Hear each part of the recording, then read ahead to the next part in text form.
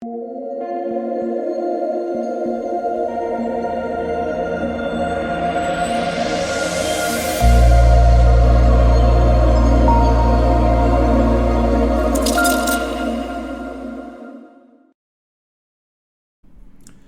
what is going on, guys? DK. Back at you with another video here to bring the Thursday Night Football Showdown set between the Carolina Panthers and the Houston Texans. Now, we thought we had it bad last Thursday night, but how about some Sam Darnold versus Davis Mills? Well, there's still $1 million up top, so there's still money to be made, so I'm going to do my best to break this one down for you guys. But if you're new to the channel, welcome. My name is DK. I make daily videos as well as live stream for NBA and NFL slates on Draftkings. Guys, NBA DFS preseason is like a week and a half away. A week and a half. I cannot wait for that.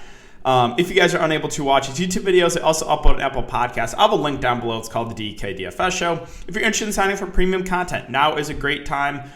Link down below as well. I offer NFL package. We go over every single Showdown slate, all the main slates. I also offer an esports package. We've been doing pretty well, and then I will be offering an NBA package as well. Just going over some winners from the last couple days here at NFL. So this was last night.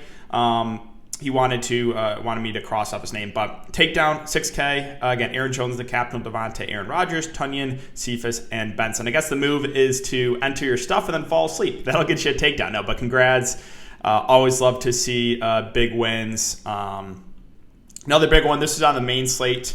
$5,000 second place finish. Yeah, congrats. Even with Dak Prescott, he finished second with Dak Prescott. That is insane.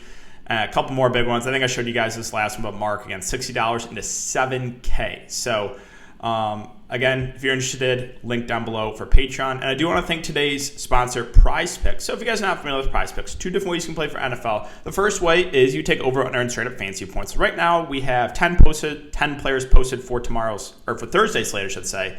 Or you can go over to single stat, which you can take over unearned straight up like rushing yards, receiving yards, passing yards, all that good stuff. So if you guys want to try it out and sign up, use the code DKDFS. DKDFS, all one word, link down below. You get a 100% match up to $100. So you deposit using my code, $100, you get a free $100 to play with. We hit on my one play I gave out for the Monday night slate, which was the under DeAndre Swift. My whole take was the Lions backs, I knew they were going to be over-owned based on that last game, right? I said those outlier games for both Swift and Jamal Williams, and both busted. Both were way too high owned. Swift was like 40+%, Jamal Williams 30%. I don't think that made a ton of sense, but going over the Thursday night slate, one that kind of stands out here is Chris Conley.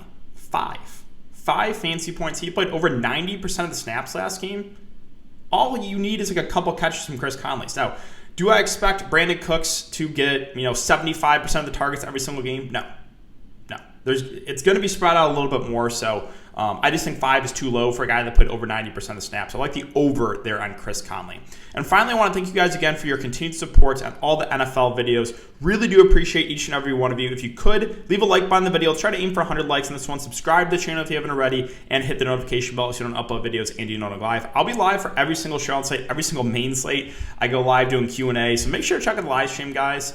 And yeah, let's get into it. So before I talk about players and their prices for this Showdown slate, let's look back at my lineup here from Monday night. So Monday night, once again, Showdown slates have been treating us really, really well. Had a solid day. So I want kind of that team jam in approach, meaning I play someone super, super cheap in the captain, then jam in the studs. So I want St. Brown for the Lions. My reasoning there was he was a slot wide receiver. Jared Goff, usually gets the ball out quick. No, St. Brown was solid. It was Cephas the one you wanted, and he actually played the most. So going in the main slate next week for week 3, he's probably the value Lions wide receiver you look to. But yeah, use St. Brown in the captain to allow me to get the 4 studs in. Those 4 studs being Devontae Adams, Aaron Rodgers, Aaron Jones, and Jared Goff. Now, we had Adams 82%, Aaron Jones 41%. So Jones is about half the ownership of Devontae Adams. Now, got a little bit lucky with Aaron Jones, right? 4 touchdowns. Touchdown variance is something you can't really predict. So, take away a couple of Aaron Jones touchdowns, give those to Devontae Adams. Obviously, Adams, if you just take away the touchdowns in general, Devontae Adams outscores Aaron Jones by 7 fantasy points. So, no, Devontae Adams is not a bad play. He was still in the winning lineup. It's just Jones obviously got a little, you can't expect 4 touchdowns. And 3 of those were passing touchdowns, too. Crazy. And then, I used Jared Goff. I figured the ownership would be a little bit lower on him than it should be. He was only 38%. if that last garbage time touchdown, if he could have connected there with Trinity Benson, that went in and out, or the defender kind of like slapped it away at the last second, that would have been massive. That could have pushed me all the way to like, I don't know, the very top. I don't think I would have taken down, but yeah, another garbage time touchdown for Goff and then Benson there would have been huge. But yeah, that's it for Look Back, guys. Again, we had some big winners again, and hoping to keep it going for this Thursday slate. I'll do my best to break this one down. As I said, this is ugly. Oh, we can go over the winning lineup. I forgot in the luxury box. So again, this is a $2,000 entry. So this is the winning lineup. Aaron Jones in the captain with Rodgers, Goff, Robert Tonyan, Khalif Raymond, and Randall Cobb. I was surprised Randall Cobb got so much ownership. He ran 6 routes.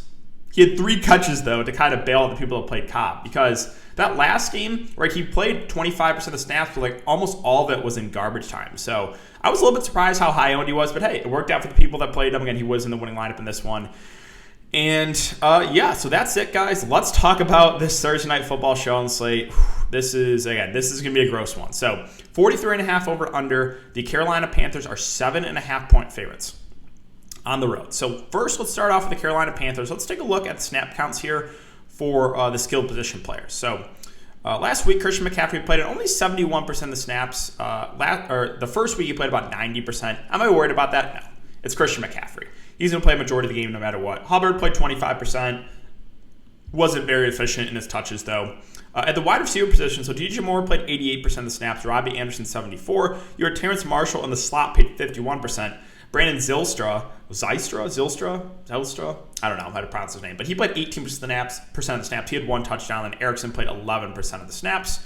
At tight end, Ian Thomas played 68%. Tremble played 38%. Dan Arnold only played 29%, but he's probably their best pass-catching tight end. So we'll start again with the Carolina Panthers side, and Christian McCaffrey at 13.4K. One of those players was like, we don't have to spend a ton of time. I don't need to talk about 3 minutes how good of a player Christian McCaffrey is. He's going to play a majority of the game. He's going to get a ton of rushing attempts, 20-plus first couple games, and he's basically a wide receiver 1. 6 targets each of the last couple games. He has put up 27 and 24 fantasy points with no touchdowns so far. So imagine if touchdown regression goes his way and maybe gets a couple touchdowns this game. You could see 40 fantasy points from Christian McCaffrey. So obviously love Christian McCaffrey. Let's move on to Sam Darnold. So he's actually been pretty consistent first couple games, 20 and 22 fantasy points. It's a great matchup here against Houston. Houston's defense is not great. I think the only thing you have to worry about with him is Houston's going to be playing with a backup quarterback. So is there a chance this game gets out of hand in the second half? I think it's possible, right? They're 7.5 point favorites. That's really the only concern. Other than that, I think Sam Darnold's a pretty safe play. He's played well, good matchup. So yeah, I like Sam Darnold. As far as the top 2 wide receivers here, so with DJ Moore at 10.6, Robbie Anderson at 7.8. So Moore's been the guy the first couple games has put up the big numbers, 6 catches and 8 targets for 80 yards and 8 catches and 11 targets for 79 yards. Whereas Robbie Anderson's kind of just been subpar, 1 catch and 3 targets, 3 catches on 6 targets. Do I think that's going to continue? I think they're both good players. I will say, I think DJ Moore is a little bit more talented than Robbie Anderson, but you're also getting Robbie Anderson now at almost a $3,000 discount. So both wide receivers, both the top Carolina wide receivers firmly in play. I think it's going to be a little bit easier to get Robbie Anderson in. Do I think he's going to continue to average 2 catches a game? No. I think those will go up. So, again, both guys viable, but the price looks a little bit better on a guy like Robbie Anderson. The Panthers' defense is just too pricey. I know they've been good. I know they're playing a backup quarterback, but 6.2K is – you're going to need a defensive score. You are. Or you're just going to need, 5+ sacks. So they're not completely out of play, but it's a little bit too pricey for me. And I will say, whenever there's a bad offense, the opposing defense always seems to go over-owned. We saw last year multiple times where defense was 50+% owned. A defense on a Showdown slate should never be that high owned. So if the Panthers are going to get ownership, which I think they will, I just think it's a mistake. All right. So Dan Arnold's at 4.8K. The snaps went down on him. He's still their pass-catching tight end. So, when he's out there, he's going to run routes. 2 catches and 3 targets, 3 catches and 4 targets. Kind of just, fine with it, indifferent about him. Brandon Zylstra, again, he had the long touchdown, but he only played, 18% of the snaps. So, and he's 4.6. Give me Terrence Marshall at 4K over him.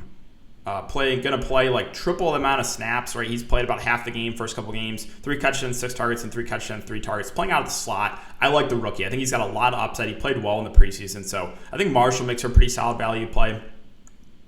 As far as the kickers go, so Zane Gonzalez, I would say, would probably be the safer kicker to target, with Carolina projected to score more points.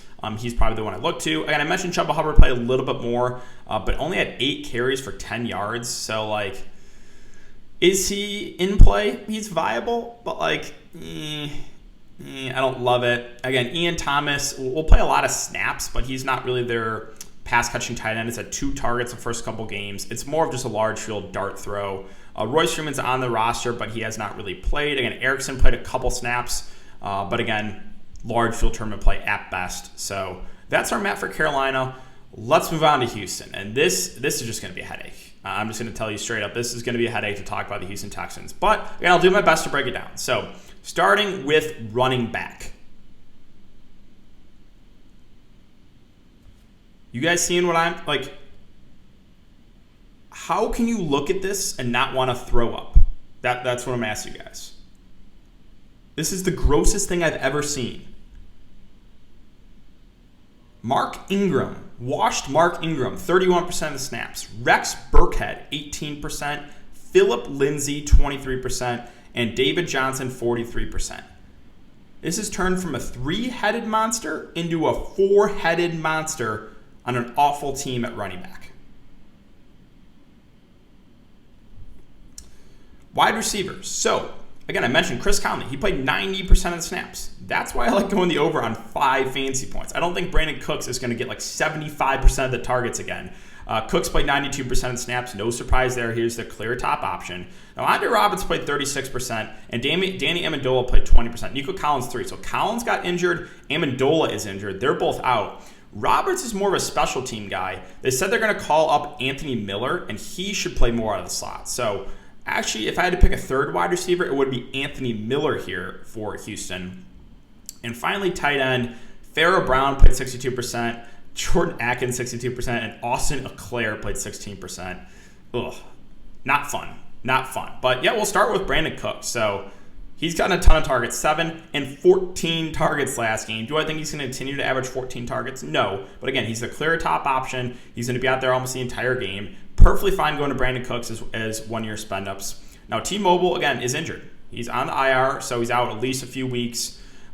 Bring in rookie quarterback Davis Mills. Now, Davis Mills, when he came in, wasn't great. 8 of 18, 1 touchdown, 1 pick. But he's really cheap. He's only 8.4K. Like, that is really cheap for a quarterback in the Showdown site. So there is risk, obviously. He's a rookie. We don't know a ton about him. But he's cheap enough where I think he's definitely viable. I'm curious what the ownership is going to be on Davis Mills, right? Like, if he's going to be like 20%, sign me up for that. If he's going to be like 50+% owned, then I don't have as much interest. So that'll kind of come down to where I think his ownership lies. Right now, I have a lean towards I think he's going to be pretty low owned, which I think makes him viable for tournaments.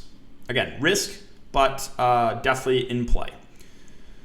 Mark Ingram at 6'6", he's just going to be over-owned, right? People are going to look at this 26-14 carries, and they're going to pay 6.6K for Mark Ingram. It's like the Lions situation, right?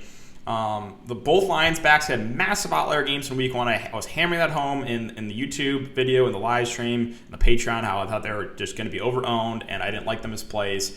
And I think Ingram's going to get some ownership because the carries, it's just way too expensive. He's not involved in the passing game. There are 4 running backs playing. So is there a chance that Mark Ingram pounds one in at the 1-yard line and gets in to bail people out? Yes. I'm going to be tilted. But there's 4 running backs on this roster, and he's 6.6K with no receiving upside. So it's just hard for me to feel good about a guy like Mark Ingram. Phillip Lindsay, again, like, how can you feel good about any of these backs? They all seem overpriced to me. David Johnson at 5.4. If I had to play one, it would be David Johnson. I think he's their best running back. I think they're using him a lot more on receiving downs. So if I had to pick one, it would be David Johnson. But even so, like, it's gross. It's all gross, guys. I know I've said that a lot, but it's just, ugh. Joey Sly is the Texans kicker. Always viable, but I think I would lean towards the Panthers kicker. Texans defense, they're easier to get to at 3K, but I'm probably not going to go there. Then you have both tight ends in Pharaoh Brown and Jordan Akins. Pharaoh Brown had the big week 1, 4 catches and 5 targets, only had 1 target week 2, whereas Atkins has had 2 targets each of the first 2 games. Sure, right? they're playable. They'll probably play a decent amount of the game, but hard to feel really good about that. Again, I mentioned Nico Collins now on the IR. Amendola not expected to play. So Chris Conley, 1.6K. He's 1.6K, and he played 90% of the snaps. This kind of reminds me of just the Lions on Monday night, right? All the Lions receivers were too cheap because of the game, amount of game they were going to play. Like, if we get anywhere close to 90% of the snaps for Chris Conley, I just think that's way too cheap. I know he hasn't done much the first couple games, but he doesn't need to do a lot, right? If he gets like 2 catches at this price, that pays off his salary. And I think you can expect more than that if he's going to play almost the entire game again, in a game they're probably going to be playing from behind. So, yeah, I like Conley for value, and I mentioned Nico Collins. Anthony Miller, they said they expect him to be active, and with veteran Danny Amendola considered unlikely to play, Miller is the top candidate to replace Amendola in the slot. So what I think happens is I think Anthony Miller plays that slot wide receiver role, and then Andre Roberts kind of moves more to the special teams, right? He's not... he's more out there for special teams. So, again, return specialist. So that's kind of where I'm at. Roberts would be technically the number 4 receiver. And you can take a look at the depth chart for Houston and see where they're ranked. So, again, Cooks is the clear number 1, Conley 2, Amendola doubtful. So Anthony Miller, I think, fills into the slot role. And then Roberts will kind of be that emergency wide receiver, the number 4. Number 4 wide receiver might play a little bit. All right, and then let's see. Rex Burkhead is the number 4 back in this 4-headed monster. He's only $200, but only 11 snaps. Like, in a large field tournament, sure. You never know. He can catch one, get in the end zone. He's the cheapest of the bunch. And then that's probably it. Like, Anthony Eclair, not Austin Eclair. Anthony Eclair is the 3rd-string tight end. I don't think we have to go there. So Houston's just a mess, right? They have a lot of injuries, playing with a backup quarterback. They have 4 running backs. It is gross, but I do think there's some value on this team. And yeah, that's kind of it for the breakdown, guys. So if you haven't enjoyed the content this far, I would really appreciate it if you could hit that like button, subscribe to the channel if you haven't already, and hit the notification bell so you know when I upload videos and go live. Again, I'll be live on Thursday to break this one down, answer any questions. Make sure to check out the live stream, guys. Thanks again. Have a great day, and I will see you all on Thursday in the live stream.